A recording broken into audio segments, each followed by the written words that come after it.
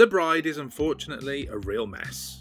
In spite of a few issues, I was a fan of Maggie Gyllenhaal's debut, The Lost Daughter, and fair play to her that she's gone for a massive swing with her follow-up, which couldn't have been more different from that debut. But The Bride is several wild swings, and nearly all of them miss. For a start, how nobody told Gyllenhaal that the Mary Shelley possession idea was not only completely pointless, but went a long way in stifling Jessie Buckley's performance, whilst also being an outright irritation throughout the whole runtime. Set aside the fact that having the spirit of the author Mary Shelley possessing a character in her own fictional universe makes no sense, it brings literally nothing to the story. She's only there to show us that Shelley, an internationally renowned and much beloved author, was a bit of a wordsmith. Revelatory. The direction, editing and cinematography are all used to create chaos. Constant, samey, very annoying chaos. I counted maybe 3 lingering long shots to give my eyes and brain a rest.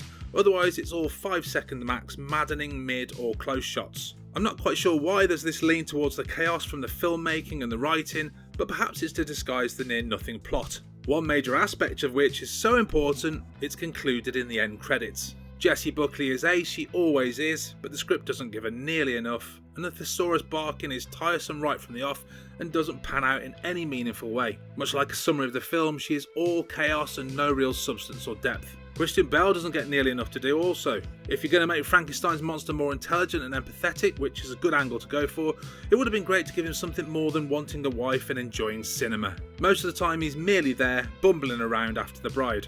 The detective side story, the copycat bride gangs, what the bride and Frank really want are all paper thin and underexplored, leaving the main plot of a pedo gangster to push the whole thing forward, and that's just nowhere near strong enough. The men are shit messaging, which has tiresomely created dull online discourse, is so on the nose it gets pretty much comical, especially at the end where Buckley shouts "Me too, me too." Surprised she didn't look at the camera and wink and say, you know, as in #MeToo. We got it, thanks.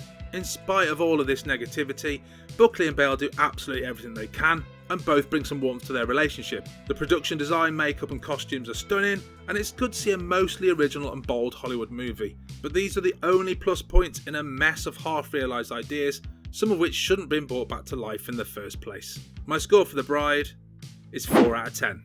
Thanks for watching. Game over, man. It's game over.